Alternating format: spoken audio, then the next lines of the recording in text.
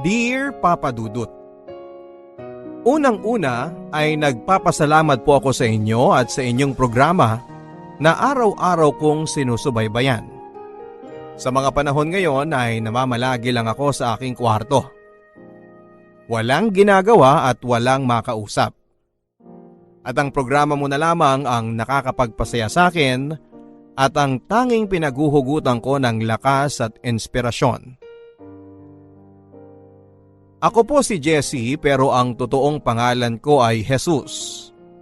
At dahil sa sinapit ko sa buhay, ay hindi ko maalis sa isip ko na parang may dahilan ata ang tadhana kung bakit ako pinangalanan ng katulad kay Hesukristo. 50 anyos na ako, Papa Dudut, at may asawa at 2 anak. At kulang-kulang 3 dekada akong nagtrabaho sa Saudi bilang isang cook sa ospital. 1 taong gulang pa lamang ang anak kong si Dan nang pumunta ako ng Saudi.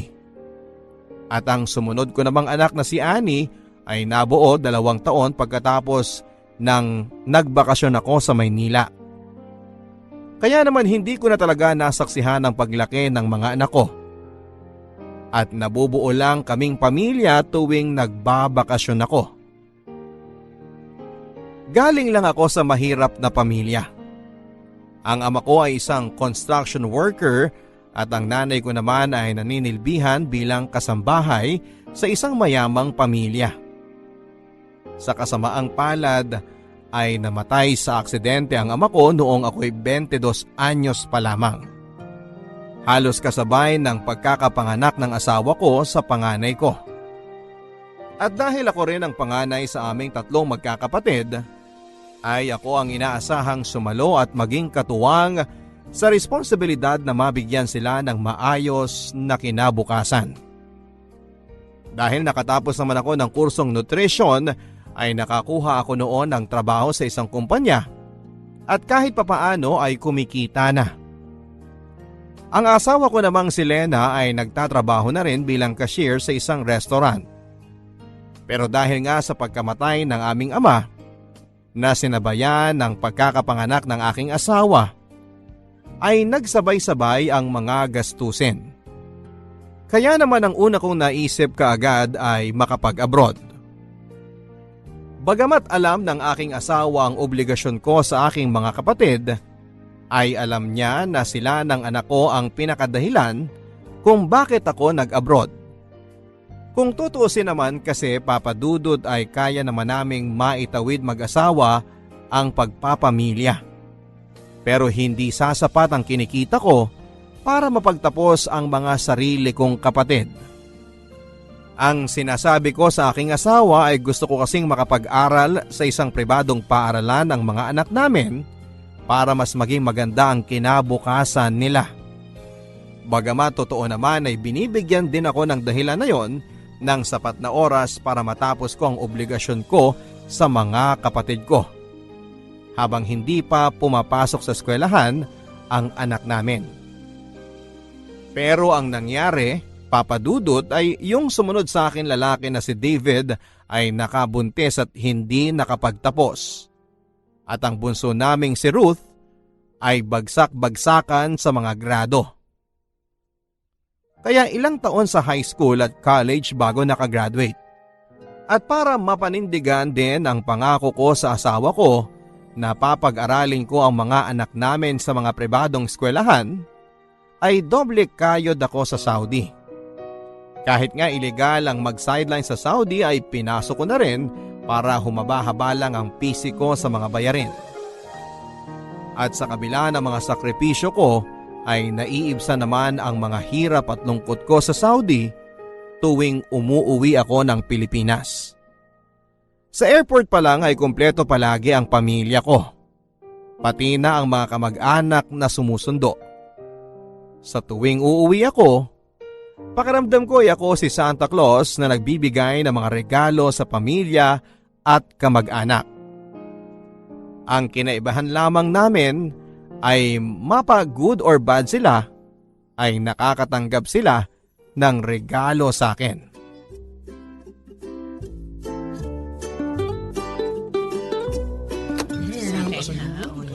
ba yan? Oo, itong rubber shoes na to para kay Dan. At ito naman pabango ay para sa'yo, Ani. Thank you pa! At syempre, itong bag para sa'yo, my loves. Yay! Binili mo nga! Thank you, my loves! Mwah! Pa, itong rubber shoes ko. Hindi ito yung design na gusto ko eh. Ha? Ano pala dapat? Yung sinend ko na picture sa'yo. Hindi naman to yun eh. Akala ko kasi basta pareho ng brand, okay na. Nakakainis naman eh. Ang tagal ko na-excite dito. Mali naman pala. O sige. Nasa mall na ba yun dito? Bilhin na lang natin. Wala. Wala pa dito sa Pilipinas noon. Kaya nga sa ibang bansa ako pinabili. O siya sige. Sa isang araw, gabiyahe rin naman si parang Estong. Sa kanya ko na lang ibibilin. Talaga pa? Yay! The best ka talaga pa! Oh, Angel, magmano ka na sa Uncle Jesse mo para maambunan na tayo. Naku, mahina ka talagang bata ka eh. Mano po, Uncle? Nako, ang laki na nito pamangking ko ah. O ito, binili kita ng bestida. Yun, Sana kasya pa ha. Thank you po, Uncle. O David, ito para sa inyong mag-asawa. wow! Envelope! Yan ang magandang aginaldo. Ayos! Salamat dito, kuya. O sige, balik na kami sa kusina para maihanda na namin yung pananghalian natin. Oh, magkano naman yung binigay mo dyan sa kapatid mo? Ha? 5,000 lang naman yun. Naku, uubusin niya lang sa sabong. Bayaan mo na. Kahit para doon na lang sa bata. At saka magbabago naman na daw siya. Magbabago? Magkakaanak na naman sila ng asawa niya. Hanggang ngayon wala pang matinong trabaho yan eh. Mag-aanak tapos sa'yo na naman aasa.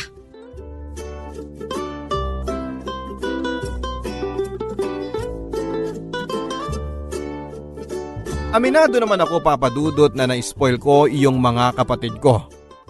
Ang akin lang naman kasi, sa tuwing kumakain kami ng mga masasarap na pagkain at binibili ko ng magagandang gamit ang sarili kong pamilya, nagigilty ako na yung mga kapatid ko ay hindi tinatamasa kahit kalahati man lang ng naiparamdam ko sa sarili kong pamilya.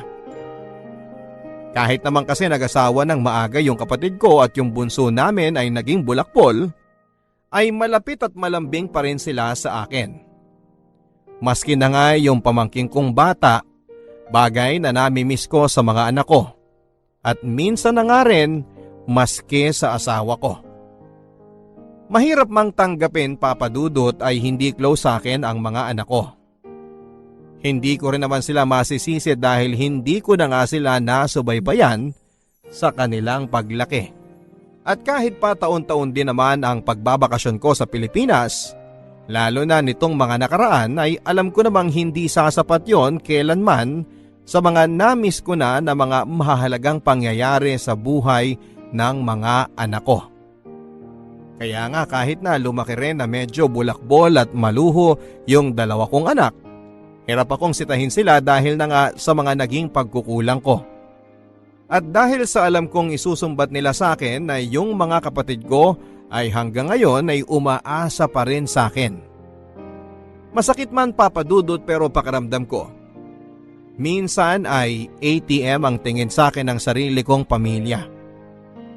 Kahit na nitong mga lumipas na taon ay nauso na ang cellphone at internet, ay bibihira lang kung makipag-usap sa akin ang mga anak ko. Yung asawa ko lang ang madalas kong nakakausap at halos bawat usap namin ay nagtatapos pa sa mga paalala ng mga dapat na bayaran at pagkagastusan. Dahil din sa dami ng mga binabayaran at sinusuportahan ko, ay kahit na lumalaki naman ang sweldo ko ay halos wala na rin akong naiipon. Kumuha pa ng kondo na hulugan at sasakyan si Lena, kaya naman talagang yung natitira na lang sa akin ay halos sasapat na lamang sa pang-araw-araw na pangangailangan. At dahil din dito ay kahit na masama na ang pakiramdam ko, hanggat kaya ko pang pumasok sa trabaho ay gagawin ko.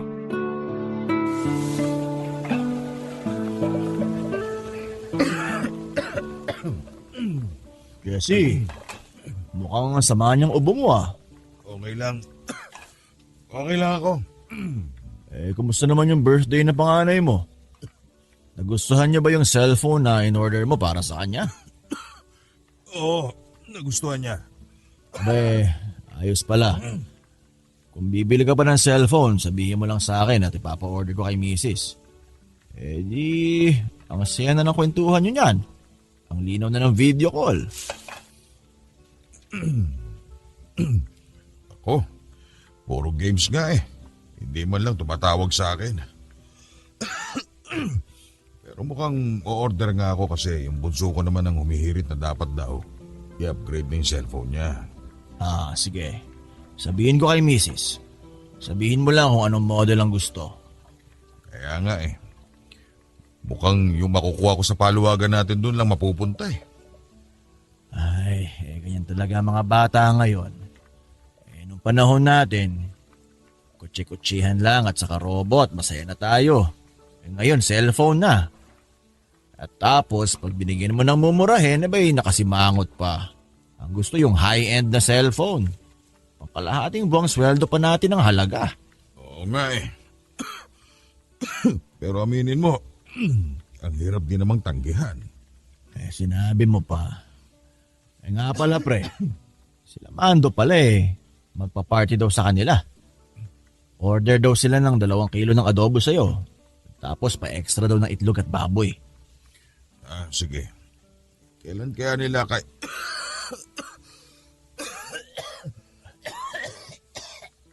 Tubig! Inom muna pare, inom muna.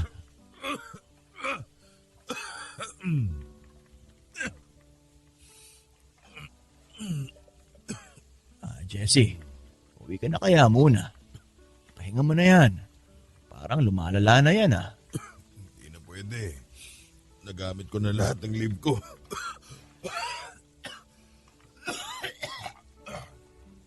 Jesse, rinig na rinig ko yung ubo mo hanggang sa opisina ko I'm sorry sir. Okay lang ako. Sa tingin ko, kailangan mo nang umuwi at magpahinga. Hindi. Okay lang ako sir. Magsusuot na lang ako ng mask. Hindi ka okay. At yung ubo mo, hindi na normal ang tunog. Magiging maayos din ako sir. Huwag kayong mag-alala. Hindi, Jesse. Alam mo, parang may sakit ka na At baka makontamina mo pa yung mga pagkain. Kailangan mo na magpa-check up, umuwi ka at magpahinga. Pero sir, nagamit ko na lahat ng leave ko. Hindi ko nakasalanan na inubos mo lahat ng leave mo nung huli kang nagbakasyon. Ganito na lang. Uuwi ka o mawawalan ka ng trabaho. Okay sir. Pasensya na po sir.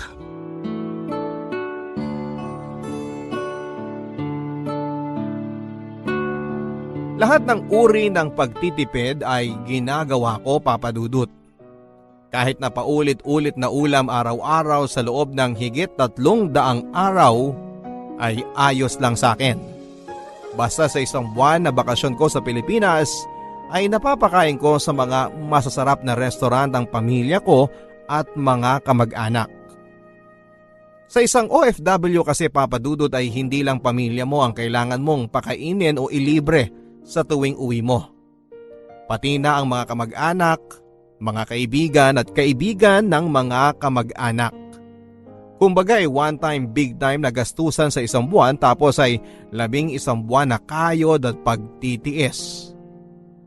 At ganoon na nga naging buhay ko sa loob ng halos 3 dekada, Papa Dudut. Kaya nga hindi na rin ako nakakapagpa-check up.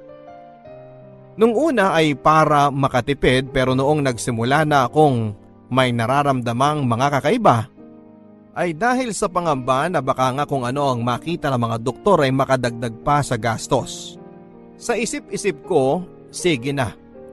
Kakayod kabayo na ako sa Saudi, ang mahalaga ay maihanda ko ang pamilya ko, lalo na ang mga anak ko, para mabigyan din nila ang mga sarili nila ng maayos na kinabukasan. Kakayod ako, maipasok lang sila sa mga magagandang paaralan para mas maganda ang mga trabaho na makuha nila sa pagka-graduate nila. Pero, Ewan ko ba kung saan pa ako nagkulang, Papa Dudut. Sa kabila kasi ng mga paghihirap ko ay parang nakita ko lang na napunta sa wala ang lahat. Yung mga anak ko ay napag-aral ko nga sa mga pribadong paaralan. Pero ang nangyari naman ay lumaki silang insecure sa mga mayayamang kaklase. Kaya kailangan kapag bagong pasukan, bago ang gamit nila. Mula sa school supplies hanggang sa uniforme at sapatos. Kada taon din ay tinataasan ko ang mga baon nila. Pero kahit pa sunod sa layaw ang mga anak ko ay hindi pa rin yon sapat. Apektado pa rin ang mga grado nila. Palaging pasang-awa. At noong nakagraduate nga sila ng high school, ang gusto rin nila ay mag-aral sa mga mahal at sikat na university. At dahil halos pasang-awa lang sila sa mga grades nila noong high school ay hindi rin naman sila nakakuha ng scholarship. Kaya napilitan din ako na pag-aralin sila sa mga gusto nilang pasukang mahal na eskwelahan. Ang dahilan kasi nila, ang mga kumpanya daw ay tinitingnan lang naman kung saan sila graduate na university. At kapag nakita na nanggaling sila sa sikat at mamahaling eskwelahan, ay maganda kaagad ang makukuha nilang trabaho.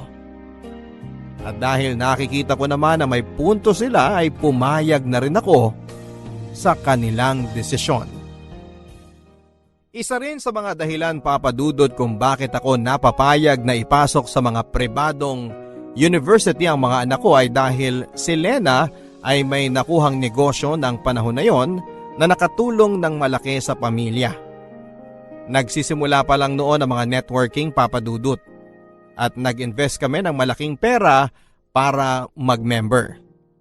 Ilang buwan ding malaki ang pasok ng pera sa amin dahil sa negosyong yon ni Lena. Trumipli kaagad kung ano man ang ininvest namin. At dahil nga na Willie ay dinamihan pa ni Lena ang mga binili na mga business accounts sa networking na yon.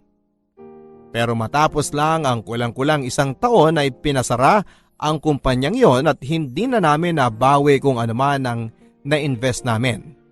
Sa halip na kumita ay luging-lugi pa kami sa na-invest sa illegal palang kumpanya.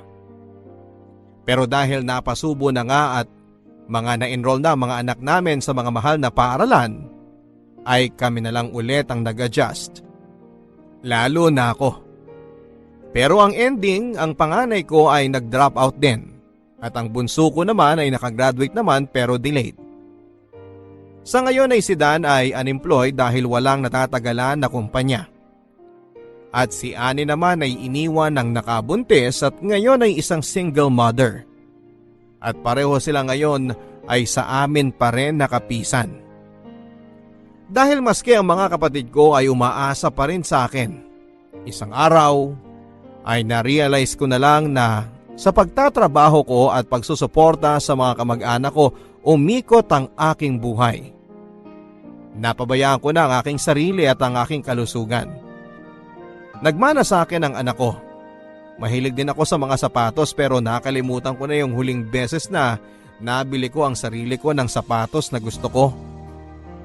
At hindi lang dahil kailangan ng palitan dahil pudpud na o nasira na ang pang-araw-araw kong suot.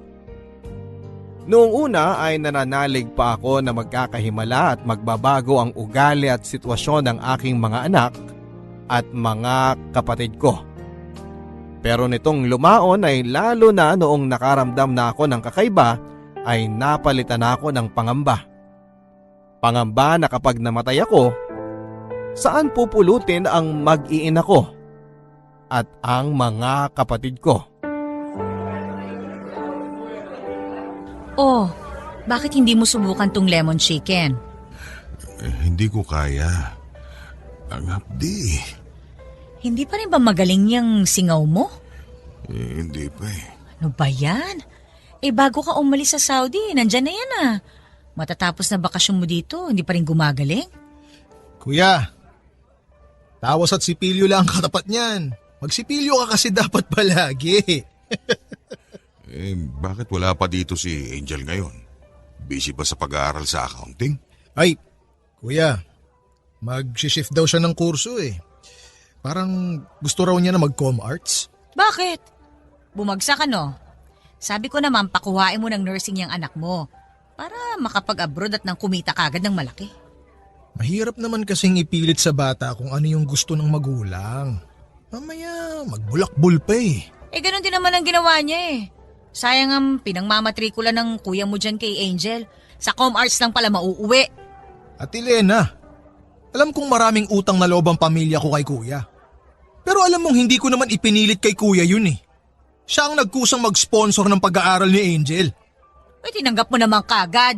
Naging magulang ka pa. Lena, tama na. Grabe ka naman makapagsalita, Ate Lena. Huwag kang mag-alala. Oras na makaluwag-luwag ako at nakapagtrabaho na si Angel, babayaran namin ang lahat ng utang namin kay kuya. David, tama na. Tito David, huwag mo ngang pagtaasan ng boses si Mama. Alam mong kung hindi dahil sa inyo, dapat mas magaan ang buhay namin ngayon. Samantalang kayo sunod sa layaw. Ikaw yung pasabong-sabong mo at yung anak mo naman sa katamaran sa pag-aaral. Huwag mong pagsalitaan ng pinsan mo ng ganyan ha. Huwag mo akong pagsalitaan ng ganyan. Kami ang orihinal na pamilya ni kuya. Kaya huwag kayong manumbat-numbat dyan. Tama na!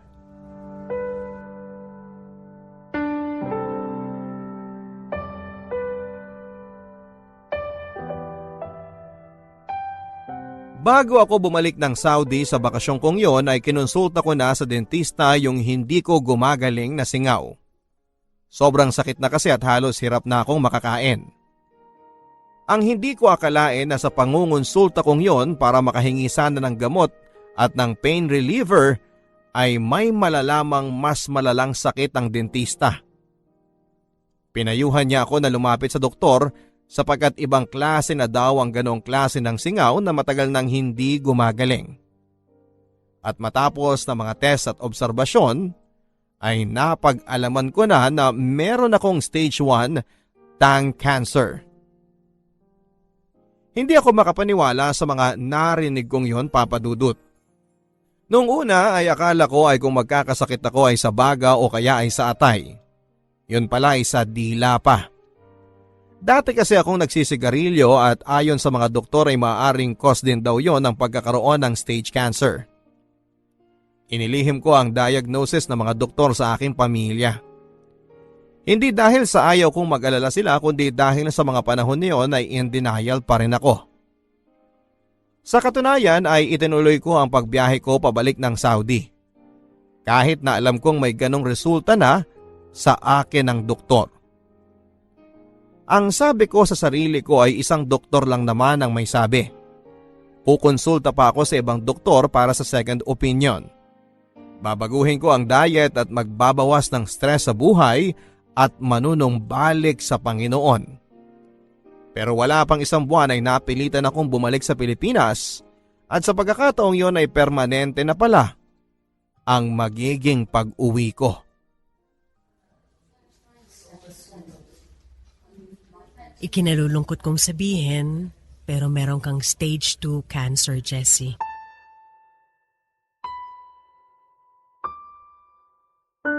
Ano? Stage 2 na? Oo. Sigurado ho ba kayo dyan? Ikukuha po muna kami ng second opinion. Hindi na kailangan, Lena. Bakit naman? Mawalang galang na ho, Doc, ha? Pero paano kung mali kayo? Hindi basta-basta ang sakit na cancer, ha? Kailangan natin makasigurado. Kailangan natin ng second opinion ng ibang doktor. Lena, ito na ang second opinion. Anong ibig mong sabihin? Nung isang buwan ko pa alam, Lena. Bago ako bumalik sa Saudi, nagpatingin ako sa doktor. Nakita noon na may stage 1 cancer ako. Ano? Patawarin mo ako, Lena. Jessie naman! Bakit mo inilihim sa akin to? Natakot ako. Ayoko rin maniwala na meron ako. Akala ko madadaan sa dieta, sa pagtulog na maaga, sa pagdarasal. Lumala pa pala. Ano ba naman yan, Jessie? Doc, ano na ho bang magagawa natin ngayon? Ang good news is, kapag stage 1 or 2 cancer ay mataas ang chance na magamot pa ito. Kailangan niyang i-chemotherapy. Pero mas maganda sana kung nung stage 1 pa lang ay naagapan na kaagad natin to. Ang bad news ay kadalasan ng pinaka-epektibong paraan para maiwasan ang pagkalat ng cancer ay kinakailangang putulin ang dila ng pasyente. Ano? Hindi pa naman po siguradong kailangan gawin yun kay Jessie, hindi po ba? Ayokong paasahin kayo, Jessie, Lena. Pero minsan talaga kailangan nating piliin ang lesser evil lalo na pagdating sa cancer. Makakapagsalita pa po ba ako? Kapag malaki ang kailangan nating tanggalin, baka may posibilidad na hindi ka na makapagsalita. Tingnan mo nga yan, Jessie. Kung nung 1 buwan pa lang sinabi mo na, baka naagapan pa. Ngayon, mababaldado ka na, mas mapapagastos pa tayo. Paano na lang tayo niyan?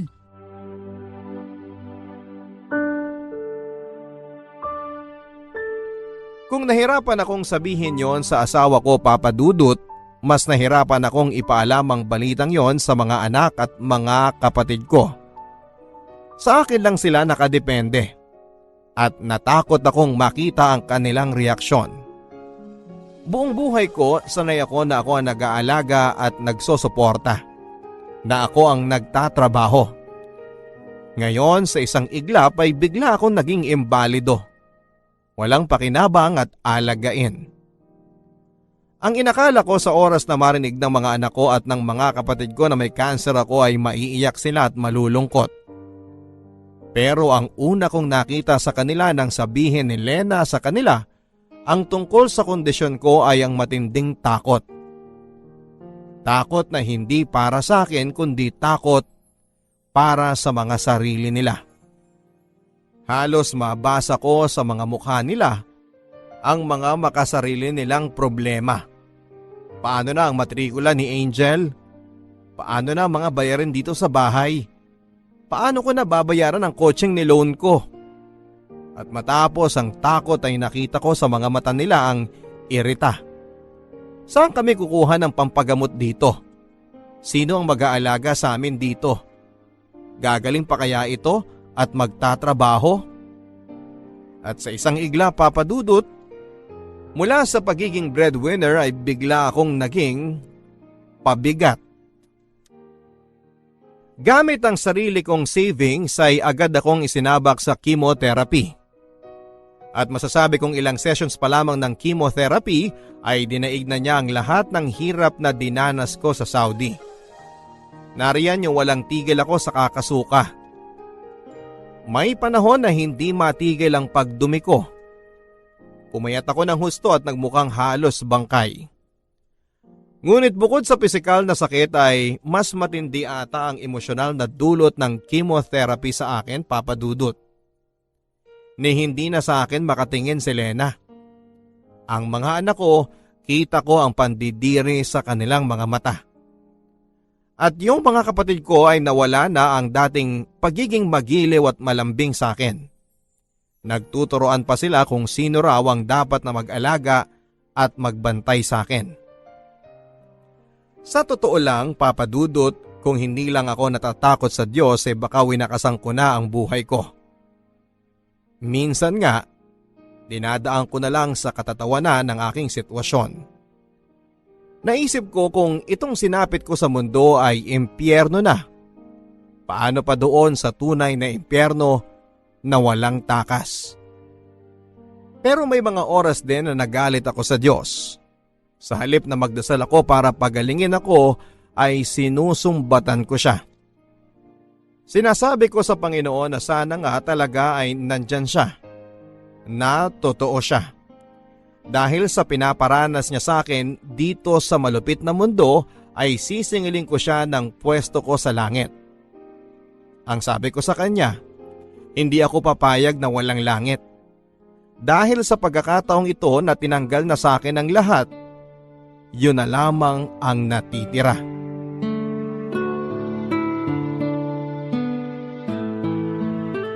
Ipinatawag ko ang family meeting na to para pag-usapan ang kalagayan ng tatay ninyo, ng kapatid ninyo. Ate Lena, pwede ba mabilis lang? May lakad pa kasi ako eh. Saan naman ang lakad mo? Sa sabungan. Wala ka nang pangsabong ah. Ayan baldado na ang kapatid mo. Hindi pa nagsisimula yung pamiting mo, binubungangaan mo na ako ng ganyan. Hindi na, alis na lang ako. Hoy! Maupo ka nga rito. Ngayon ka lang magkakaobligasyon sa kapatid mo. Wala kang utang na loob ah. Sige ate, uupo ako rito. Pero isang panlilibak pang lumabas dyan sa bibig mo, lalayasan talaga kita. O siya. Sige, makinig kayo. Naubos na ang savings ni Jessie dahil sa pagpapagamot niya. May utang pa tayo sa ospital. Pwede ako mangutang sa kakilala ko pero hindi sasapat yon. Ma, gusto ko mang magbigay pero alam mo namang may anak na akong binubuhay. Wala rin naman akong nakukuha sa tatay niyan. Mas lalo na akong walang ibibigay. Wala pa nga ulit akong trabaho eh. Kaya nga kailangan na nating magbenta ng gamit. Ano? Yung kotse ko, tsaka yung kotse mo, Dan. Kailangan na nating ibenta. Ano? Akin yun eh. Saan tayo kukuha ng pera, Aber? At Ani, yung TV sa kwarto mo ha, ibenta rin natin yon. Mabuti at bago-bago pa yon. Daya! Bakit si Annie TV lang ibebenta? Ako yung kotse ko. Dahil may anak na yung kapatid mo. Dapat pala nag-anak na rin ako. Tingnan mo nga yung mga dahilan mo. Mamimiloso po ka ng ganyan. Ang lakas ng loob mo wala kang ng trabaho. Ganyan ba magdahilan ng 27 anyos na lalaki? Siguro! Kung naging ganito man ako, hindi ko kasalanan yon. Kasalanan niyo yun ni Papa. Dahil kayo mga magulang. Aba! Ay, sumasobra ka na ha? Anong gusto mo? Palayasin kita dito? Bukas na bukas ha, ibenta mo yung kotse mo. At ikaw, David, kukunin na namin yung pinautang namin sa iyong puhunan. Ano ba naman yan? Naihulog ko na yun eh. Naihulog? Nasaan ang kita, Aber? 6 na buwan na yun ni isang kusing walang nakakabalit. Ilan na ba yung pautang sa'yo? Isa na kukuha ng pera. Bahala ka! Kung kinakailangan mo magbenta ng kidney, gawin mo. Ang mahalaga, makabayad ka sa utang mo. Para naman yan sa kapatid mo eh. Buisit! Nagka-cancer pa kasi.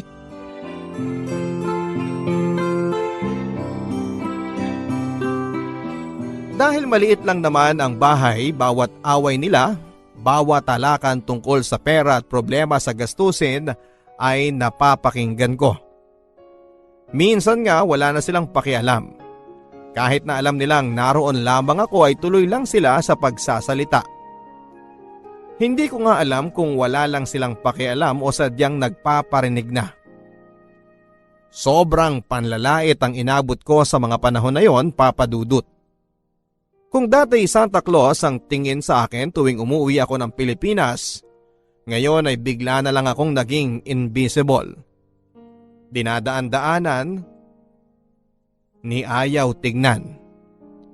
Nagiging maayos lang ang pakikitungo nila sa akin kapag may bumibisita sa akin na mga kaibigan. Pero pagka-uwi, balikan nyo na sila. At kadalasan pa ay tinatanong kung meron daw na inabot na tulong o pera. Pero siguro mas dagok sa akin ang pinagbago ng mga kapatid ko. Yung mga anak ko at least simula pa lang ay alam ko nang malayo sila sa akin dahil kung tutusin ay wala naman talaga kaming nabuong relasyon dahil nalayo ako sa kanila ng napakatagal. Pero yung mga kapatid ko na kasabay kong lumaki, na sinuportahan ko matapos mawala si Papa, na sa loob ng mahabang panahon ay magiliw at malapit sa akin ay bigla na lamang nagbago. Ang sakit, Papa Dudut. Kasi naiintindihan ko paminsan-minsan ang pinanggagalingan ni Lena at ng mga anak ko. Tama naman sila kung tutuusin. Sila na dapat ang number 1 priority ko dahil sila na ang sarili kong pamilya pero hindi ko pa rin binitawan ang pagsuporta sa mga kapatid ko sa kabila ng hindi nila pagbibigay ng halaga roon.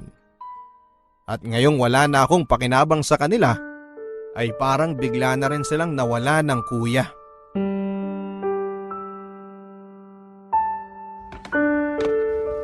Oh, bakit nakabihis ka na? Mamaya pang hapon ang check-up ng papa nyo. Ma, hindi pala ako pwede sumama kay Papa. May lakad ako. Ano? Ang linaw-linaw ng usapan natin Schedule mo ngayon. May lakad nga ako eh. Si Annie na lang tawagan mo. Pasamahin mo sa kanya. Baka pwedeng isingit niya sa lunch break niya. 1 oras lang ang lunch break noon. Mag-isip ka nga. Sige na, alis na ako. Anak ng tokwa talaga to. Tawagin mo nga si Tito Dan mo sa kabilang bahay at papuntahin mo dito. Sige. Nagmamadali na ako. Lena, bayaan mo na. Ako na lang mag-isang pupunta doon. Ano ka ba? Tingnan mo nga yung sarili mo. Naka-wheelchair ka pa. Paano ka sasakyan yan sa taxi? Oh, ano na naman ang kailangan nyo? David, ikaw na muna ang sumama sa kuya mo sa pagpapacheck up niya. May lakad daw kasi si Dan eh. Kakasama ko lang sa kanya nung isang araw Tapos ako na naman ulit ngayon? Bakit? Busy ka? May trabaho ka? Wala ka namang ginagawa Yan ang akala mo. Wala ka namang alam Kung makapagsalita ka, akala mo kung sino ka. Lena, bayaan mo na. Tawagan ko si kumparing Efren, baka masamahan niya ako. Ay hindi! Tapos ano sasabihin? Pagchichismisan tayo na sarili mong pamilya, hindi ka madala sa ospital, kailangan pa ng kaibigan ng gumawa? Hoy, ikaw David, wala ka na magagawa. Ikaw na ang sumama sa kuya mo. Bakit hindi ikaw? Bakit? May trabaho din naman ako Kung hindi ka pwede, di utusan mo si Angel o kaya si Ruth. At na magkapakinabang naman kayo. Mga inutil kayong mga kapatid. Teka, bakit hindi ikaw? Ikaw ang asawa Yung problema mo binapasa mo sa amin. Aba hoy, ang kapal ng mukha mo Parang hindi rin kayo nakinabang sa kuya nyo Dati halos araw-araw kayo kumakatambay dito. Kakadilihensya ng pera. Ngayon hindi kayo mapakiusapan? Bahala kayo! Dali mo mag-isa yan! Ang sakit na marinig sa kapatid ko na tukuyin ako bilang problema. Ang nangyari sa akin ng araw na yon ay nauwi na nga na ang sumama na nga lang talaga sa akin ay ang kumparing Efren ko. Siyempre, nagsinungaling ako sa kanya at ang sabi ko ay nagkaroon ng emergency si Dan at hindi ako maihatid. At kung hindi nga lang talaga kami gipit na gipit ay hindi rin naman kami lalapit sa kanya upang humingi ng tulong. Pero bukod sa pagpoprotekta sa aking pamilya, sa tingin ko ay sinabi ko yon kay paring Efren dahil ayoko rin na mapahiya sa kanya. Dating katrabaho ko si Efren sa Saudi. Ang kaibahan namin, siya ay naging success story. Nakapag-ipon sila ng matino ng kanyang asawa, sinuwerte sa negosyo kaya bumalik ng maaga sa Pilipinas. Nasaksihan lahat ni Efren ang mga sakripisyo ko sa Saudi noon para sa pamilya ko at mga anak ko. At ayaw kong isipin niya na matapos ng lahat ng iyon ay bukod sa wala na ngang napala ang mga kapatid at mga anak ko, ganito pa nila akong tratuhin sa ngayon. Pero sa tingin ko, kahit naman hindi ko pa sabihin kay Efren ay nararamdaman niya na may pinagdaraanan ako. Sa makatuwid ay nag-offer nga siya na kung gusto ko raw ba na baka mas makakabuti sa akin ang mag-recover sa isang bahay nila sa Antipolo. Ang caretaker lang naman daw ang naroon at maaari din daw akong hanapan ng pwedeng mag-alaga sa akin na makukuha lamang sa murang halaga. Awang-awa ako sa sarili ko noon, Papa Dudut. Paano ako humantong sa ganito na dati ako ang sumusuporta sa lahat? Ngayon ay ako na ang kinakaawaan at nililimusan. At higit sa lahat ay nasaan na ang pamilya ko ngayong kailangan ko sila.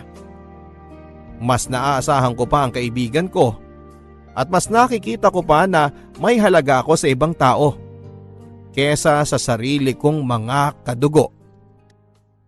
Sa puntong yon ay akala ko'y wala nang ilulugmok pa ang aking sitwasyon. Pero meron pa pala. May mas ibabagsak pa pala. Nang araw na yon ay sinamahan ako ni kumparing Efren sa ospital at doon ko narinig sa aking doktor ang masamang balita. Kailangan ng putulin ang dila ko. Hindi lamang tapyas kundi halos buong dila ko na ang tatanggalin. Ibig sabihin, wala na akong malalasahang pagkain at hindi na ako makapagsasalita. Sa totoo lang, Papa Dudut, mabuti na nga lang din at si Efren ang kasama ko noon nang nalaman ko ang masamang balita. Na-imagine ko na lang na papaano kung ang kasama ko ay si Dan o kaya ay si David. Baka hindi ko kayanin ang mga magiging reaksyon sa mga mukha nila. Pero dahil si Efren lang naman ang kasama ko, sa puntong yon ay doon ko na naibuhos ang lahat ng magkahalong lungkot at galit na nararamdaman ko sa pamilya ko, sa mga kapatid ko at maski na sa Diyos. Umiyak ako ng umiyak. Hindi nila ako mapatigil. Siguro para pagaanin ang loob ko ay sinabihan pa ako ng doktor ko at ni Efren na huwag daw akong mag-alala. Hindi naman daw ibig sabihin noon at doon na magtatapos ang buhay ko. Magiging mahirap daw ang buhay ko pero makakapag-adjust naman ako sa bago kong sitwasyon. Pero ang hindi nila alam ay yung iyak kong yon ay hindi lang dahil sa magiging kapansanan ko kundi dahil pakiramdam ko. Ang tagal-tagal ko nang may dila at kakayahan na magsalita pero hindi ko yon ginamit sa aking mga kapatid at sa aking pamilya. Nang nalaman ni Efren na may utang pa rin kaming malaki sa ospital at kailangan pa ng pera para sa aking magiging operasyon at pagpapagaling, ay nag-set up siya ng isang fundraising campaign para sa akin. At karamihan nga ng mga nilapitan ay ang mga kasamahan namin dati na OFW. Sa gulat ko ay malaki-laki ang nalikom nila sa fundraising para sa akin. At sumapat yun para mabayaran namin ang lahat ng mga utang namin sa ospital.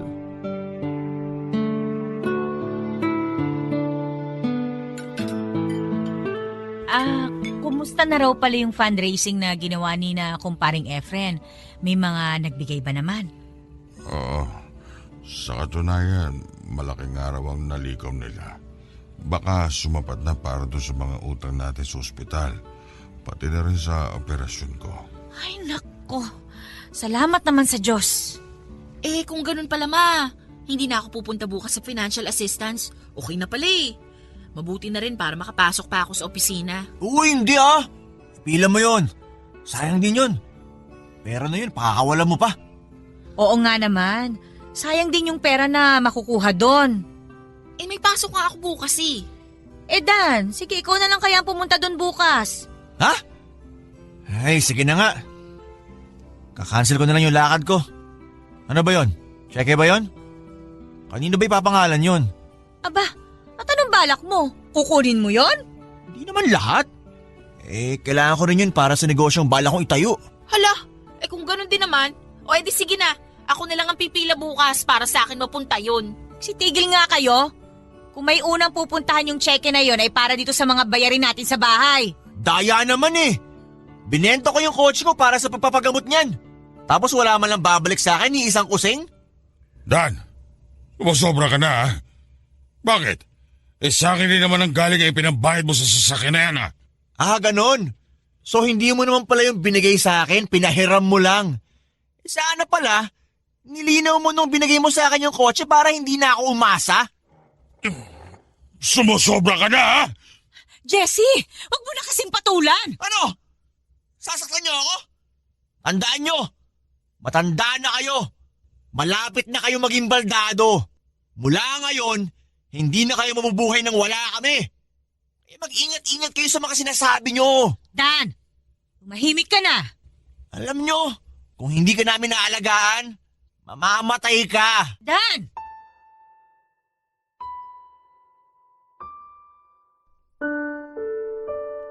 Hindi ko alam kung papaanong humantong sa ganoon ang anak ko at napagsalitaan niya ako ng ganon, Papa Dudut. Dahil ba yon sa pagpapalaking ginawa namin ni Lena sa kanila? O likas ba sa kanya ang maging masama at makasarili na parang namana niya sa mga kapatid ko, sa side ng pamilya ko? Pero siguro'y mabuti na rin ang nangyaring yon dahil matapos noon ay nalaman ko na ang aking limitasyon. Alam ko na sa susunod na pagsalitaan ako ng anak ko ng ganon, lalaban ako. Magsasalita na ako. Ang tagal-tagal kong iniintindi ang mga anak ko, pinagbibigyan hanggang sa naspoiled ko na nga sila. Naalagaan ko lang sila ng pera. Naibigay ang mga pinansyal na mga pangangailangan nila pero hindi ko naman naalagaan ang kanilang kaluluwa. Isang linggo bago tanggalin ang aking dila ay kinausap ako ni kumparing Efren at ang sabi niya, ang balak daw nila na mga kaibigan ko ay sorpresahin niya ako kasama ng pamilya ko. Balak daw nila akong bigyan ng get well soon party at isasabay na doon ay ang pagbibigay nila sa akin ng tseke ng nalikom na pera mula sa fundraising. Pero nang kausapin niya raw si Lena, pinilit daw siya na huwag na akong bigyan ng party. Gastos lang daw yon at ipangalan na lang daw sa kanya ang tseke para mabilis na mapaingkash at maibayad kaagad sa mga pinagkakautangan. Hindi pumayag si kumparing Efren at pinilit na sa akin lang daw ipapangalan ng tseke at ibibigay lamang daw nila yon sa party, sa harap ng maraming tao. Bukod pa dyan ay nakita nila si Lena na inihahatid ng isang magarang kotse. At kung sino man ang driver ay iiwan niya na lang daw sa aking imahinasyon. At dahil nga sa pangyayaring yon ay muling inalok sa akin ni kumparing Efren na doon na lang daw ako manirahan sa bahay bakasyon na nila sa Antipolo. At napagkasunduan naman daw nila ng iba ko pang mga kaibigan at dating mga boss sa opisina na magtulong-tulong sila para makahanap ng caregiver at mag-aalaga sa akin hanggang sa ako'y makarecover. At dahil na nga rin sa natuklasan kong ginawa ni Lena, ay tuluyan na akong nawala ng tiwala sa sarili kong pamilya. Natukso ako na tanggapin ang alok na tulong ng mga kaibigan ko.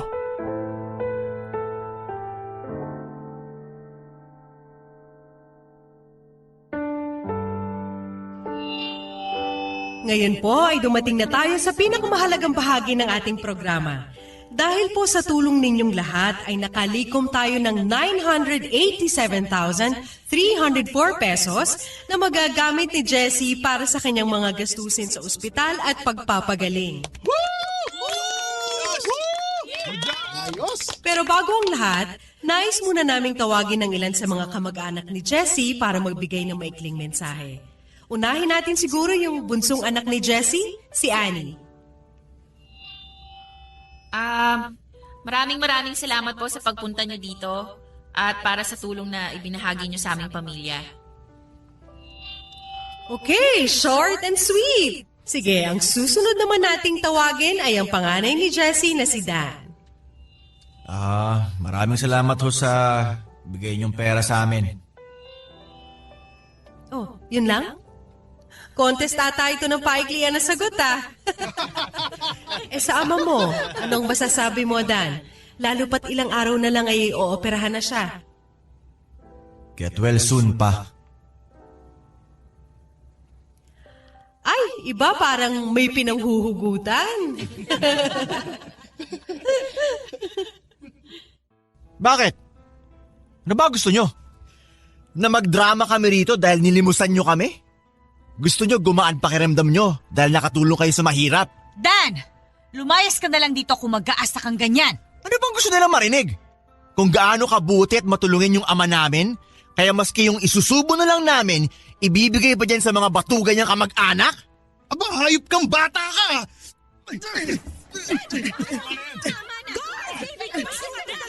Hindi! Huwag niyo palabasin ang dalawang yan. Gusto ko marinig nila susunod ko sasabihin. Mga wala kayong utang na loob!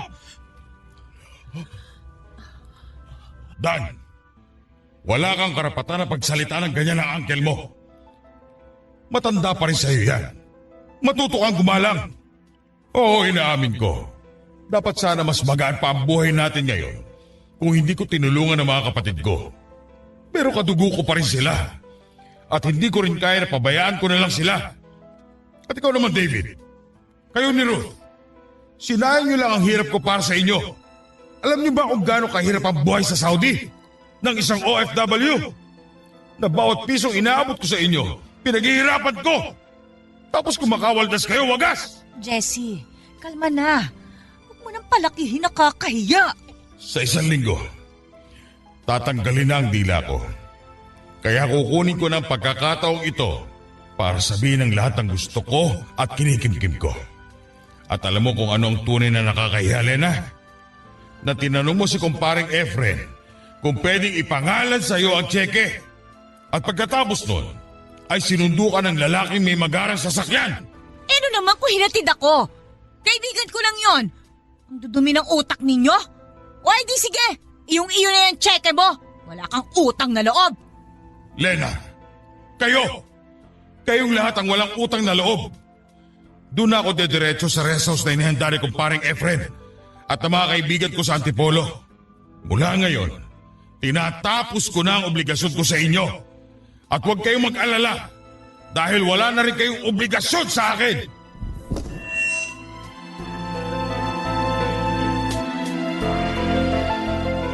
Sinusulat ko ang liham na ito ngayon sa bahay bakasyonan ni kumparing Efren sa Antipolo.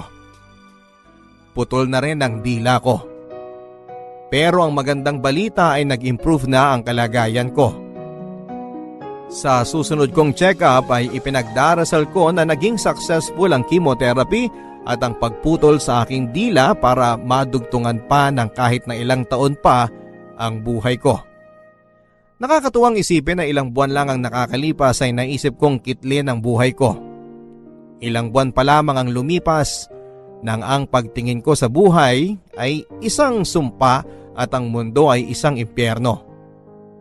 Pero nang dahil sa mga malasakit ng kaibigan, sa kabutihan ng Diyos at ang pagiging mapagkumbaba at pagbukas ko ng aking sarili upang tumanggap ng tulong sa iba, ay nabago ang aking pananaw. Putol man ang dila ko, pakiramdam ko ay mas malaya na ako sa ngayon. Sana nga'y pagpalain po ako ng kahit na ilang taon man lamang, Papa Dudut. Sapagkat sa edad kong ito, 50 anyos, ay ngayon pa lamang talaga ako magsisimulang mabuhay ng ayon sa aking gusto. Nang para lamang sa sarili ko. Sa edad na 50 anyos ay ngayon pa lamang natutunang pahalagahan ng sarili. Maraming salamat po sa pagbasa nitong aking liham. Kahit nahihirapan na ako ay ngingiti pa rin ako. Ayokong pinapakita sa iba na umiiyak ako. At saka hindi rin naman ako madaling umiyak. Pero kapag umiiyak ako, buhos po talaga. Alam mo, Papa Dudut, matindi rin ako kung magkagusto sa boys. Lalo na noong high school ako. Hindi ako nahihiyang magbigay ng love letter o kaya kapag may libreng oras ako ay sinusundan ko yung taong gusto ko. Iniisip ko kasi, masaya ako kapag nakikita ko ang taong gusto ko o yung crush ko. Nagkakaroon ako ng inspirasyon, makita ko lamang siya. Natutuwa ako kapag napapangiti ko siya. Sa akin ay okay na yon. Hindi na niya kailangang magkagusto pa sa akin. Pero syempre mas okay kung magkakagusto siya, hindi ba? Pero okay lang kung hindi naman. Nadala ko yung mga ganitong pag-uugali hanggang sa mag-college ako. Papunta pa lang ako sa freshman orientation namin nung una kong makita si Roman. 24 lang siya noon pero nasa final year na sa law school.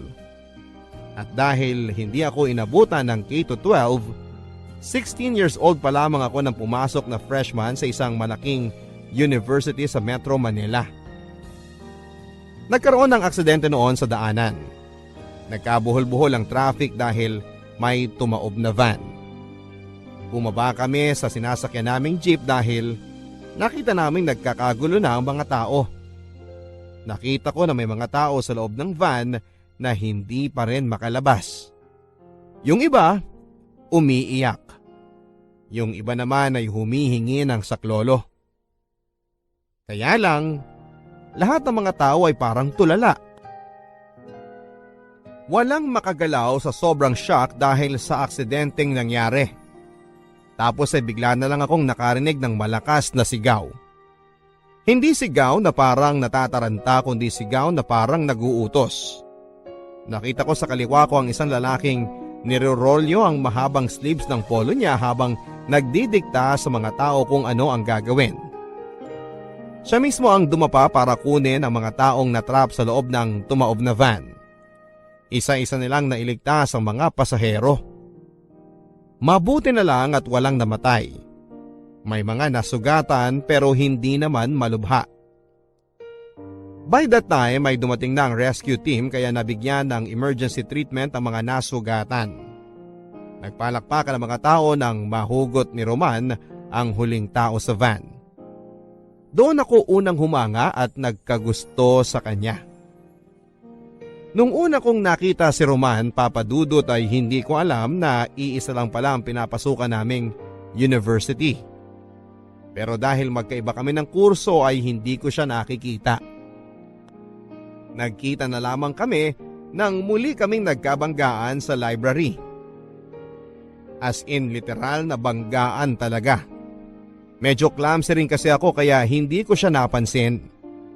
Pero siya yung nag-sorry sa akin habang tinutulungan niya akong pulutin yung mga gamit ko. Ako naman ay natulala na lamang. Wala akong nasabi kundi okay lang. Yun lang. Hanggang sa umalis na siya, sayang. Hindi ko man lang natanong kung ano ang pangalan niya. Ang kisig ng mukha niya, Papa Dudut. Sa malayo medyo matatakot ka kasi mukhang domineering. Pero sa malapitan, parang masasabi mo sa kanya lahat ng problema mo kasi alam mong makikinig siya. Pero mabait siguro akong tao, Papa Dudut, kasi may extra blessing akong natanggap mula sa langit. Naiwan ni Roman ang ID niya sa counter na iniraman niya ng libro. Student assistant yung kaibigan ko kaya nakuha ko kaagad yung pangalan niya. Pati yung kurso, student number, at napasigaw na lamang ako ng thank you Lord. Mula noon ay pinuntahan ko na siya sa building nila. Inalam ko yung schedule niya, pati yung mga lugar na madalas nilang tinatambayan ng kapareho niyang mga law students. At dahil may camera ako na may telephoto lens, madalas ko siyang nakukunan mula sa malayo. Naglalakad, nag-aaral, nakikipag-usap sa mga kaibigan. Sa madaling salita ay naging stalker ako ni Roman, Papa Dudut. Hindi naman unusual na may dala akong camera kasi visual communication ang kurso ko. Required kaming mag-submit ng photos ng iba't ibang tema. Nagkataon nga lang nakasama si Roman sa mga pictures. Kapag landscape, nandun siya sa tabi ng puno. Nag-aaral. Kapag cityscape ang tema, naglalakad siya habang isang luma at mataas na building ang nasa likuran niya. Kapag portraiture, puro mukha niya. Wala akong magagawa. Inspired ako kapag siya ang kinukunan ko, Papa Dudut. Yun nga lang, hindi ko alam na napapansin na pala niyang sinusundan ko siya. Ang ganda ng kuha niya rito, di ba? Ang soft ng tapo ng ilaw sa harap tapos may highlight sa buhok. Ikaw talaga, basta inspired ka, ang gaganda ng kuha mo. Lalo na kung kasama si attorney sa picture. Uy, mabuti hindi kanya nahuhuli na kinukunan mo siya. Hindi ko alam kung alam niya. Parang deadman naman siya pag nakikita niya ako. Pero one time, hindi ko alam kung mainit yung ulo niya. Nung kukunan ko na siya habang nakaupo sa bench sa labas ng building nila, dapat tingin siya sa akin. Ang sama ng tingin. Kaya bigla akong iniwas yung camera ko. Kunwari kukunan ko ng picture yung puno sa harap ko. Nakakatawa ka talaga. Kung ako yun, baka tumakbo na ako bago mapahiya. Hindi naman siguro ako hihiyain ni attorney. Mukha naman ako mabait. Tsaka may legitimate excuse naman ako para kumuha ng pictures. Yun nga lang, may iba rin akong intensyon. Oy, huwag mo sabihing ikaw ang manliligaw, ha? Oy, hindi ah. Pero pwede rin. Kaya lang, baka pagkaharap ko na siya, matulala na naman ako. Tapos wala akong masabi. Kagaya nung nagkabanggaan kami sa library. Uy, ang tagal na nun, Patapos na yung SEM, nahihiya ka pa rin. Hindi ko nga alam eh. Kahit sa malayo, kumakabog yung dibdib ko sa sobrang kabe. Eh di lalo na ako sa malapitan. Baka atakihin na lang ako sa puso. Malamang. Excuse me, ikaw si Julie? Ha? Ikaw si Julie? Oo, ako nga attorney. Ano? Ako si Julie. Hi! Huwag ka masyado maging friendly sa akin. Ha? Kailangan kong i-confiscate yung SD card ng camera mo. SD card ko? Bakit? I believe majority ng mga kuha mo sa SD card mo ako ang subject. At dahil hindi ka nagpaalam sa akin, pwede kong i-confiscate ang mga kuha mo. Ha? Nagkataon lang nakasama ka sa picture pero hindi naman ikaw ang main subject eh. Kahit tignan mo pa, oh. Tsaka akin to. Akong may-ari ng mga picture na kinunan ko, hindi ikaw. Alam mo, Miss Julie, I suggest huwag ka na makipag-argue sa isang law student tungkol sa ownership rights. Pero, Ibigay mo na sa akin yan. i-delete ko na lang. Huwag mo nang kunin. Please naman, no. No. Akin na. Please. Bigay mo na. Nagsabi na naman ng please eh. Ito na nga. Thank you. Lagot, paano yung mga plates mo? Uy, nakita mo lang yung asawa mo. Nabaliw ka na. Hindi. Nakita ko lang siya. Naging con artist na ako. Yung lumang SD card ko yung binigay ko sa kanya. Yun yung SD card na wala siya sa picture. Pinagpalit ko habang nagtatalo kami kanina. Ay, grabe siya oh. Siyempre naman no, pinaghirapan ko yung mga pictures na kinunan ko sa kanya. Ibibigay ko lang. Hindi no. Ay, malamang pag nakita niya yung laman ng SD card, magwawala yun. Hahantingin ka nun. Eh di mabuti. Next sem, siya naman ang maghahabol sa akin. Baliw! Kaya lang nang sumunod na semester ay hindi na kami nagkita pa. Huling taon at huling sem na ni Roman sa university. Pero hindi ko na siya nakita pa. Dahil nung sumunod na semester ay nagkaroon ng isang napakalungkot na pangyayari sa pamilya namin. Namatay si Papa. Devastated kaming lahat sa pagkamatay ni Papa.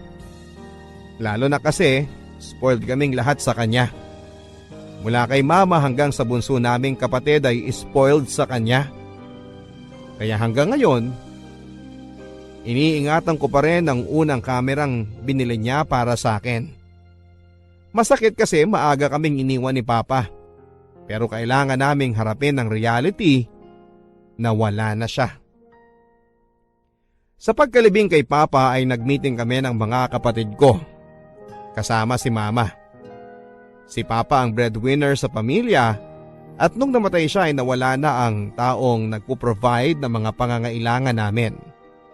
At dahil masyado pang bata ang dalawang kapatid ko, kami ni Mama ang nagtutulungan sa mga magiging gastusin namin sa pang-araw-araw. Naghanap ng mapapasukang trabaho si Mama.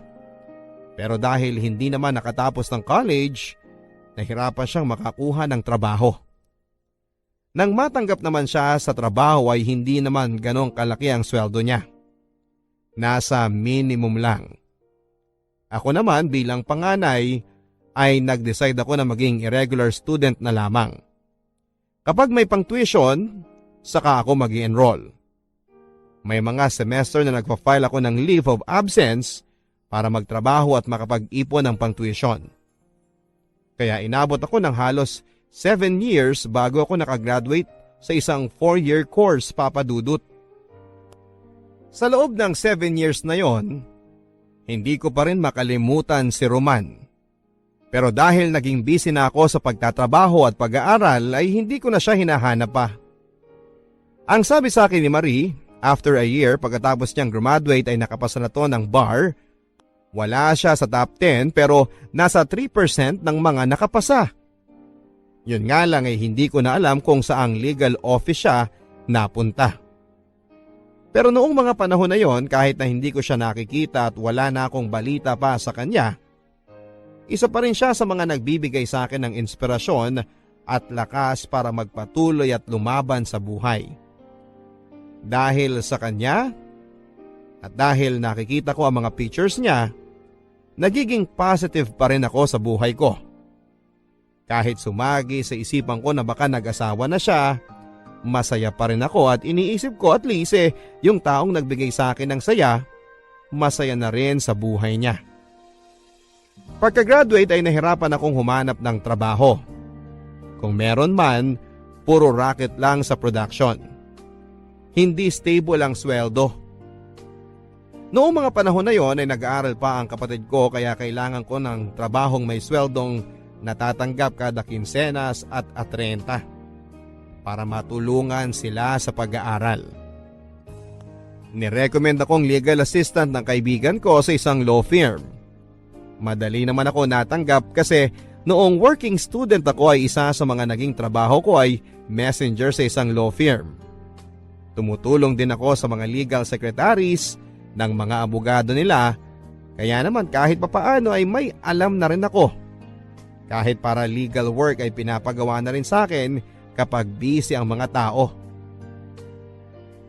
First day ko sa law firm ay walang masyadong tensyon. Kasi ang sabi nila, yung attorney na magiging boss ko ay naka-leave daw. After 3 days pa bago siya bumalik. Kaya habang wala siya, tumutulong muna ako sa mga ibang legal assistants ng mga trabaho nila. Gumagawa ng sex search o yung secretary certificates. Nagpa-file ng motion for extension. Nagmo-monitor ng mga email para sa schedule ng mga abogado sa korte o court hearing nila. Chill lang ako sa loob ng 3 araw. Julie! Uy! Hi, Mia! Ang aga mo ah! Siyempre, ngayon dating ng boss ko. Ngayon pa lang kami magkikita kaya magpapa-impress ako. Good luck sa'yo. Tara, sabay na tayo sa elevator. Okay. Ay, puno na. Galing kasi sa basement eh. Hindi, pwede pa. Dali, singi tayo. Okay, ayaw mo talagang malate ha? Naman! Nga pala, bakit mo sinabing good luck sa akin? Eh kasi yung natapat sa yung abogado, mahigpit. Yung mga legal assistant niya, pag nagkamali, may warning muna tapos pag naulit, hindi na pinababalik. Talaga? Sobrang lupit? Grabe! Di bale, yung mga pinagagalitan niyang legal assistants, hindi naman sumasama ang loob sa kanya. Bakit? Sobrang tanda na kaya hindi na nila inaaway? Hindi no? Sobrang gwapo kaya. Kaya imbis na magalit, naiiyak na lang sila sa panghihinayang na hindi na nila makikita ang gwapong boss nila. Ganun? Dapat pala ingat ako palagi. Mahirap nang magkamali. Bihira ang gwapong boss. Kaya lang, parang hindi babae ang gusto eh. Lalaki rin yata. Kasi 32 years old na, wala pang asawa o girlfriend. E minsan nagde-date pero walang steady na dinedate. Sayang. Kawalan sa ating mga kababaihan kung Becky pala siya. Di bale, expert ako sa gay lingo, besh. Baka pareho kami ng type na lalaki. Shh! Ingay mo. Ay, sorry. Ay, salamat. Lumuwag din. Julie, Bakit? nandito yung boss mo. Nasaan? Nasa likod mo. Hi, Sir Aramel. Hi, Sir. Roman. Julie, right? Yes, sir. Don't worry. Nagbibigay ako ng 3 warning bago ko pinagre-resign ng assistant ko. Attorney? At hindi ako member ng third sex. Ako rin po. Oh my gulay, Papa Dudut. Yung last 30 seconds bago kami dumating sa floor namin ang pinakamahabang 30 seconds ng buhay ko. Pagkalabas ng elevator ay hindi ko alam kung saan ako susuot dahil sa sobrang hiya. Pero naging professional si Attorney Roman sa akin. Pinapunta niya ako kaagad sa office niya para i-orient ng mga inaasahan niyang gagawin ko bilang legal secretary niya. Pagkatapos ng initial shock ay kumambyo na ako kaagad sa work mode ko. Una, kasi ayoko magkamali dahil kailangan ko ng stable na trabaho. At ikalawa kasi si attorney may love pala ang boss ko. Bawal magkamali. Kaya lang medyo nalungkot din ako kasi parang hindi na niya ako naaalala. Sa bagay, 7 years ago na rin yon at nagbago na rin ang itsura ko. Nagmature na. At isang beses lang kami nagkausap. Okay lang sa akin. May bonus inspiration na uli ako. Thank you, Lord. Sa loob ng mga sumunod na araw, papadudot kung merong gagawing evaluation sa aming mga legal assistants, siguradong excellent ang makukuha kong grade. Paano ba naman kasi ako palagi ang nauuna sa office namin at halos kasabay ko na yung maintenance ng building na pumapasok sa umaga. Bago dumating si attorney ay handa na yung mga papeles na kakailanganin niya for the day. Handa na rin ang coffee niya. Black na may 3 sachet ng brown sugar na kasama. May kasama pang konting kakanin na binili ko sa may amin. Kaya naman talagang masarap na pang merienda yon o kaya naman pang almusal. Nung una kong dinalhan si attorney noon ay tumaas ng konti ang kilay niya. Parang sinasabing, "Ano to? Bribe?" Ngumiti na lang ako at sinabing, "Hindi po attorney, Energizer." Kinain naman niya at nagustuhan niya. Kaya tuwing umaga ay nagdadala ako ng kakanin para sa kanya. Akala tuloy ng mga nagtitinda noon sa amin, meron akong boyfriend na mahilig sa kakanin. Ang sabi ko na lang malapit na, sabay tawa. Masipag ako magtrabaho at mabilis akong matuto. Sa katunayan ay madali kong natutunan ang hierarchy ng mga abogado sa opisina namin. Associate ang tawag sa mga bagong pasok ng abogado. Senior associate naman ang tawag sa mas matagal na ng konti sa kanila. Tapos junior partner at ang pinakamataas ay senior partner. Si attorney ay senior associate pa lang pero ang chismis sa opisina, before the year ends ay gagawin siyang junior partner. Magaling siya Hindi ko pa siya nakikita in court pero ang sabi nila kapag alam nilang si attorney Roman ang abogado, medyo natatakot ang kalaban. Nalaman ko din na kahit saan pala ay merong discrimination. Kahit sa isang law firm ay siguradong hindi sadya o glaring pero meron. Minsan kahit na hindi namin trabaho ay pinapagawa sa amin. May mga nagpapabili ng pagkain, nagpapabitbit ng mga bag nila sa sasakyan, papupuntahin ka sa bahay nila para pick upin ang ilang mga documents, tapos ay makikidaan pa sa pinalondre nilang suit total on the way naman daw. In other words hindi lang kami legal assistants, kundi personal na secretary din nila. Ako, okay lang sa akin kahit pagpalinisin ako ni Attorney Roman ng kondo niya. Si Attorney may love naman yun Para sa kanya ay gagawin ko. Kaya lang naaawa ko sa ibang legal assistant. Lalo na kay Mia na napunta sa kanya yung isang babaeng lawyer na medyo matapobre. Yung kapag tinitingnan ka, alam kong peke o branded ang suot mong damit at alam kong may K o wala ang suot mong jewelry. Sa tuwing pinapagalitan ni Attorney Casey si Mia, parang akala mo may nakuha siyang alipin. Pero bumabawi naman ito. Kapag alam niyang napaiyak niya si Mia, kinabukasan ay nagdadala to ng lunch para kay Mia. Ang sarap ng lunch mo ha. Alam mo na kung bakit. Ba't hindi ka kasi magpalipat ng lawyer? Hindi pwede. Dahil kay Attorney Casey kaya ako napasok dito. Isa pa, bumabawi naman siya pag alam niyang pinagalitan niya ako. Tapos uutusan ka niya uli ng mga personal errand niya. Okay lang yun. Sanay na ako. Pag nag-a-abroad naman siya, may pasalubong ako, no? Yung pagkain na binibigay sa eroplano?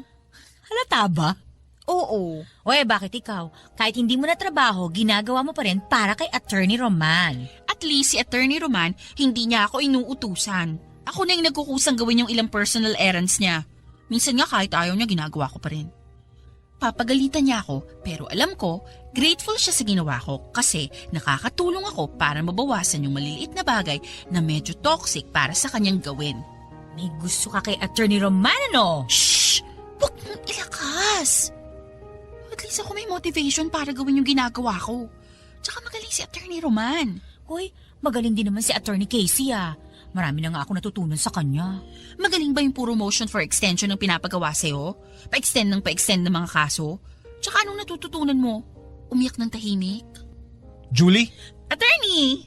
Nakabalik na kayo galing sa korte sa Bulacan? Obviously. At mukhang hindi mo narinig kasi may iba kayong pinagkakaabalahan. Sorry, sir. Julie, balik na ako sa table ko, Okay.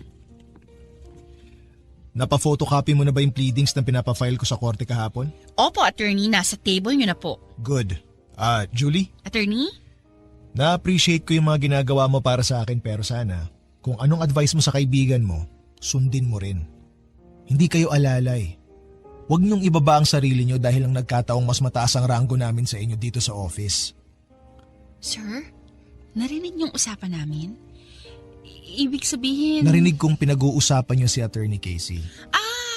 Okay. Pareho kaming senior associate ni Attorney Casey. Kaya sana, huwag niyo siyang pagchichismisan. Sorry, attorney. Huwag mong gawing forever ang pagiging legal assistant. May iba ka pang skills na pwede mong pagkakitaan.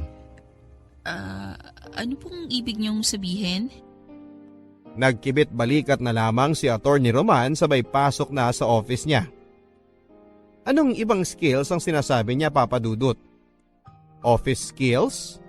Alam kaya niyang nagsa-sideline ako kapag weekend para madagdagan ang kita ko?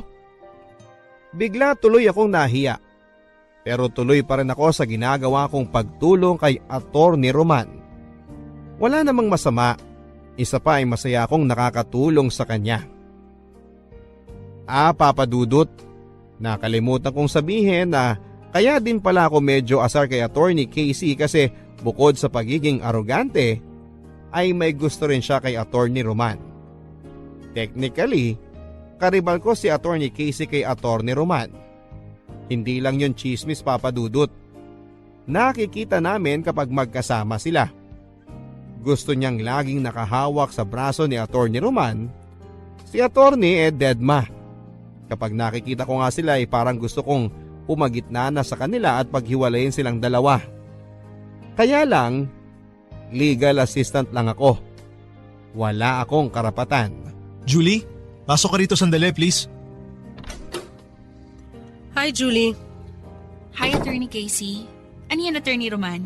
Kailangan ni Attorney Casey nung manifestations na pinagawa ko sa iyo kanina. Tapos na ba? Opo, tapos na. Wow, Roman. Very efficient talaga ng sekretary mo. Palit na lang tayo. Sanay na sa'yo si Mia. Sanay na sa akin si Julie. Huwag mo nang guluhin ang sistema. Ang selfish mo naman. Ano, Julie, payag ka? Po? Mabait naman ako eh. Tsaka pag nasa akin ka, papalitan natin ang style mo ng pananamit. Gagawin kitang mas feminine, hindi yung puro maong at polo shirt ka na lang. Mas efficient para sa akin yung maong at polo shirt. Roman naman, babae si Julie, wag mong gawing one of the boys. Alam kong babae siya. Opo, babae ako. Sabagay, kaya siguro yung messenger sa 7th floor may crush sa'yo. Alam mo ba yun, Roman? Hindi ako interesado. Alam mo, Julie, bagay kayo ng messenger. Ano ang pangalan nun? Si Ernie po. Kaibigan ko lang yun. Mas kaibiganin mo pa, Julie. Pareho kayong masipag, pareho kayong rank and file. I'm sure magiging compatible kayo sa isa't isa. Parang kami ni Roman. Bagay kami, hindi ba? Stop it, Casey. Hindi ka nakakatawa. Hindi naman ako nagpapatawa eh. Dapat kasi kung kanino ka lang bagay, doon ka lalapit. Hindi mo pwedeng abutin yung mga bagay na hindi mo kayang abutin. Hindi ba, Julie? Pwede naman pong tumungtong sa hagdan pag hindi na maabot. Ano? Nangiinis ka ba? Ay, hindi po, Attorney Casey. Pinatatawa ko lang kayo kasi masyado kayong seryoso ni Attorney Roman. Talaga? Katulad nung pinatawa mo ako nung maling SD card ang binigay mo sa akin dati. Maling SD card? Sige pa, kukunin ko lang yung pinapagawa nyo. Anong SD card? Private joke. Naaalala niya, Papa Dudut. Naaalala pa rin niya ako. Naaalala pa rin ako ni Attorney. Halo-halong emosyon ang naramdaman ko pagkatapos ko sa office ni Attorney Roman. Masaya kasi ang ibig sabihin, hindi niya ako nakalimutan. Takot kasi ibig sabihin nun, baka gantihan niya ako sa maling SD card na ibinigay ko noon sa kanya. Hiya, kasi ibig sabihin alam niyang may gusto ko sa kanya at ako ang dati niyang stalker. Baka isipin niya na sinusundan ko siya. At excited kasi ang ibig sabihin baka naman kahit konti ay may future kaming dalawa o wishful thinking ko lang yon, Papa Dudut. Sana hindi. Mula noon ay naging medyo awkward na ako kay Attorney Roman. Pero siya naman yung medyo parang natatawa sa sitwasyon namin. Minsan parang sinasadya niyang pansinin yung mga bagay na ginagawa ko sa kanya dati. Halimbawa, bakit hindi ko na raw siya binibigyan ng kakanin kasama ng kape niya? Sabi ko namatay na yung kapitbahay namin gumagawa ng kakanin, kaya hindi na ako nakakapagdala. Gusto kong humingi ng sorry kay Mang Ising, Papa Dudut. Kasi pinatay ko na siya sa office namin kahit buhay pa siya. Ayokong umasa. Ayokong matuwa ng husto kasi baka hindi naman magkatotoo. Okay na kasi ako noon na wala akong iniisip, kundi yung nararamdaman ko lang. Masaya na ako na secretly ay may gusto ako kay attorney. Pero ngayong alam kong alam na niya na may gusto ako sa kanya, hindi ko maiwasang hindi kabahan sa tuwing nakikita ko siya o tinatawag ang pangalan ko. At alam kong masasaktan ako ng husto kapag nagalit siya o na-disappoint siya sa akin. Mia! Napaka-inefficient mo talaga! Bakit po, Attorney Casey? Anong bakit? Nakalimutan mong i-remind sa akin yung juice ko? Hindi mo na-monitor? Naku po, sorry po, Attorney Casey. Hindi ko sinasadya. Hindi mo sinasadyang maging tanga. Ano bang silbi ng sorry mo? Siguradong mapapagalitan ako ni CSC bukas. Kakairita ka. Sorry po, Attorney. Hindi na po mauulit. Huwag ka magpapakita sa akin buong linggo, ha? Sorry po, Ma'am. Sorry po talaga. Mia! Mia!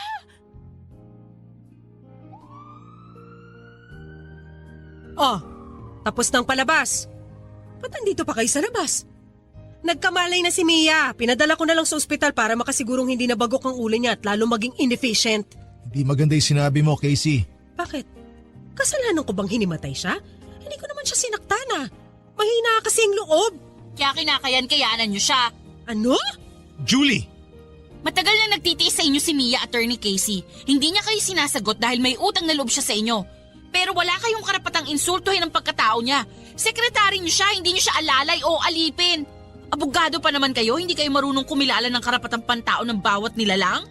Roman, patigilin mo sekretary mo kundi irereklamo ko siya sa senior partner natin para mapaalis na yan. You don't have to do that. Bago mo siya maisumbong, paalisin ko na siya rito. Attorney.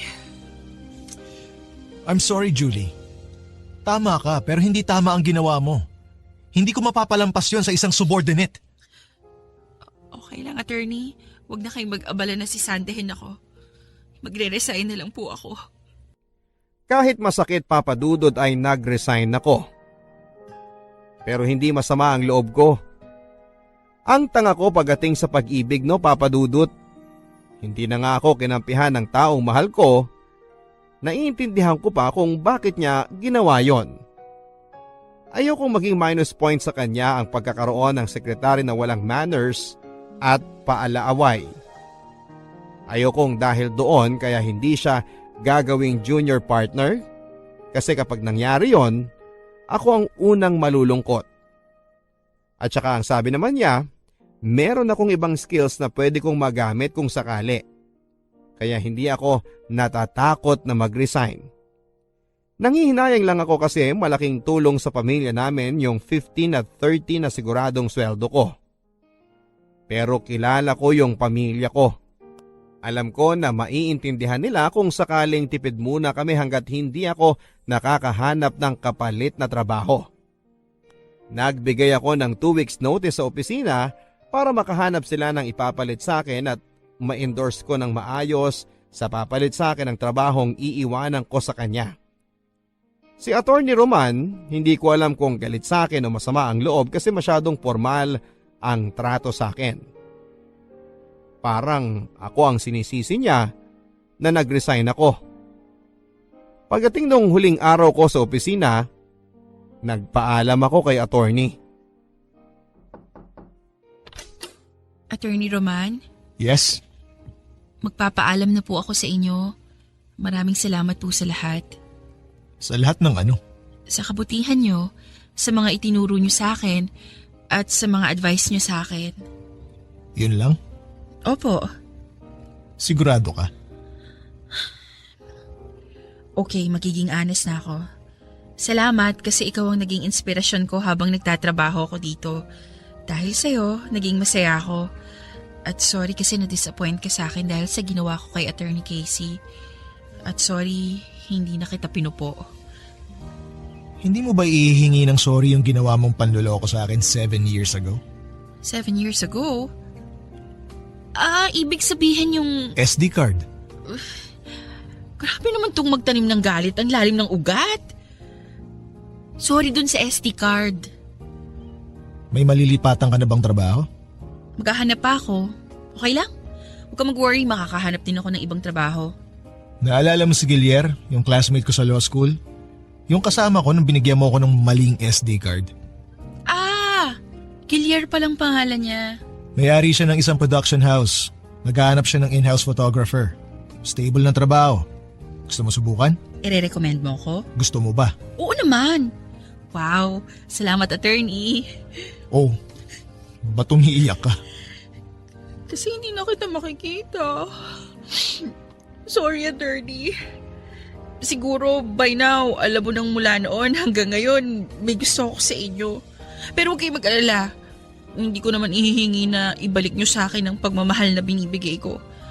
Okay na akong nasabi ko to sa inyo. At least pag alis ko dito, wala akong regrets. Salamat sa masayang 7 years, attorney. Maraming salamat din. Pinuntahan ko yung production house na sinasabi sa akin ni Roman, Papa Dudut. Nagulat ako kasi hindi siya cheap na production house. Marami silang ads na ginagawa at hindi basta-basta ang mga kliyente nila. Nakilala ko kaagad si Gilier, yung kaklase ni Roman.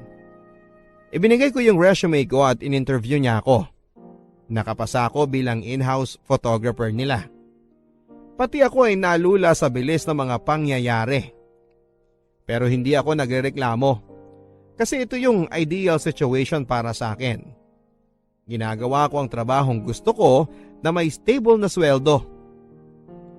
After a few months at hindi sa pagmamayabang, siguro dahil sa husay kong kumuha ng pictures, ako ang madalas na nire-request ng mga kliyente sa mga event and photoshoots nila.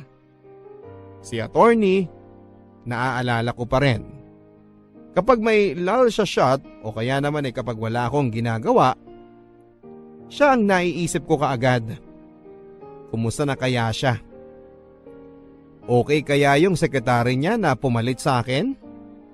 Sana hindi siya binibigyan ng sakit ng ulo. Tapos ay bigla akong hihinto sa pag-iisip. Marirealize ko na malala na to.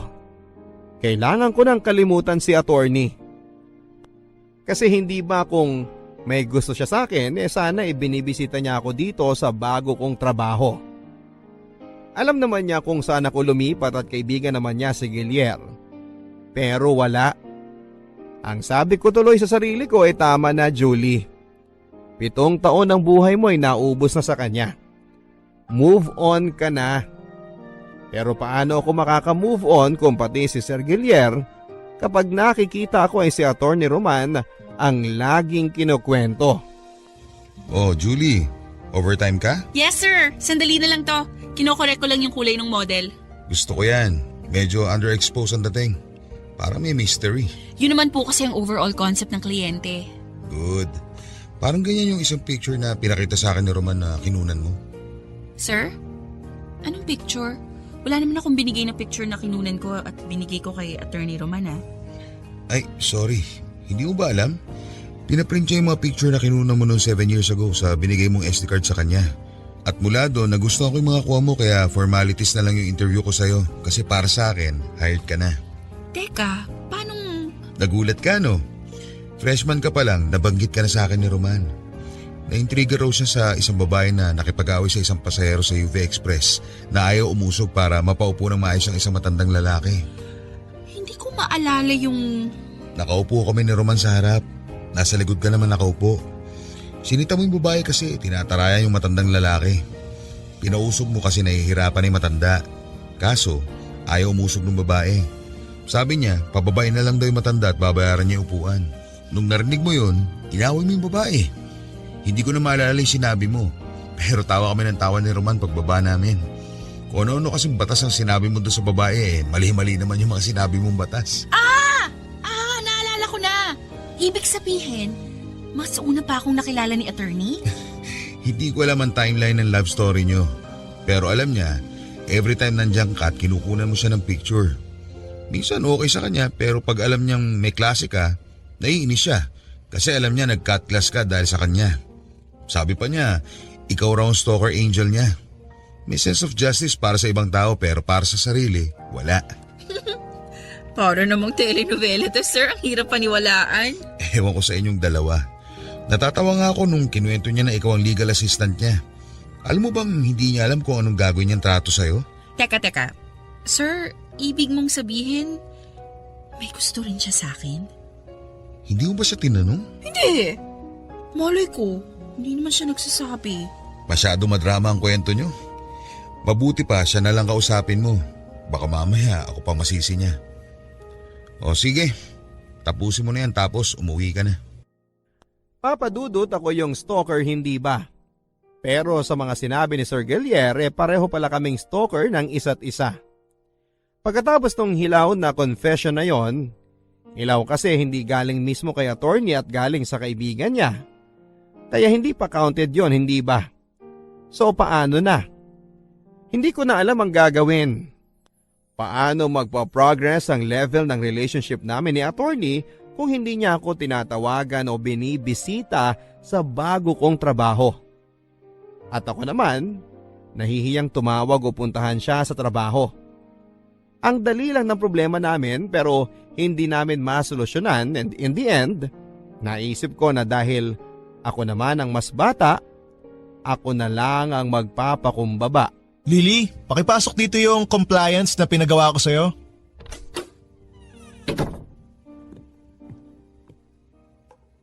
Ano to? Humingi ba ako ng coffee at pagkain na... Julie! Long time no see. Kung hindi pa talaga ako pupunta dito, hindi mo ako pupuntahan sa trabaho ko? Bakit naman kita pupuntahan sa trabaho mo? Di mo ako kukumustahin? Sinasabi naman ni Guillier sa akin kung anong ginagawa mo sa opisina niyo kaya alam ko kung okay ka o hindi. Alam mo, nakakaloka ka. Ako? Bakit? Gusto pa talaga babae yung manliligaw sa'yo? Liligawan mo ako? Depende. Depende sa ano. Kung magpapaligaw ka. Baliw ka talaga. Nagkwento sa'yo si Guillier ano? Marami siyang kwento sa akin. Alright. Let's make this right. Ha? Paanong... Julie? Pwede ba kitang ligawan?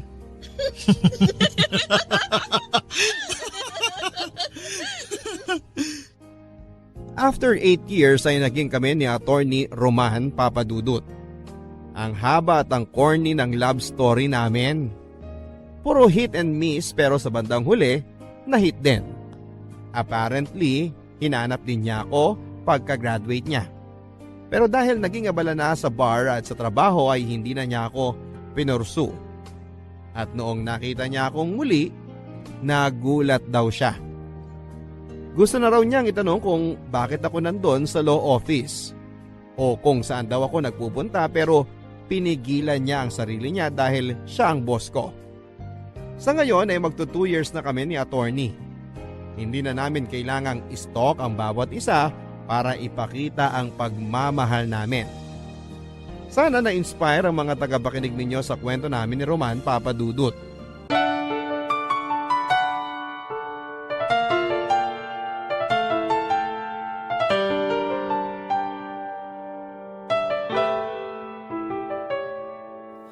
Ang buhay ay mahiwaga, laging may lungkot at saya. Sa Papadudut Stories, laging may karamay ka.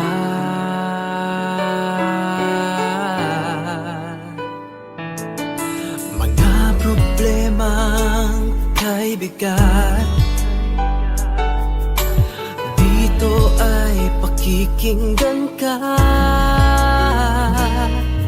Sa Papadudut Stories, kami ay iyong kasama.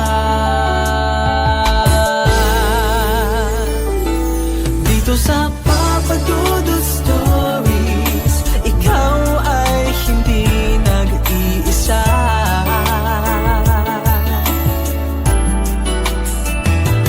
Dito sa Papadudut Stories, may nagmamahal sa'yo. Papadudut Stories.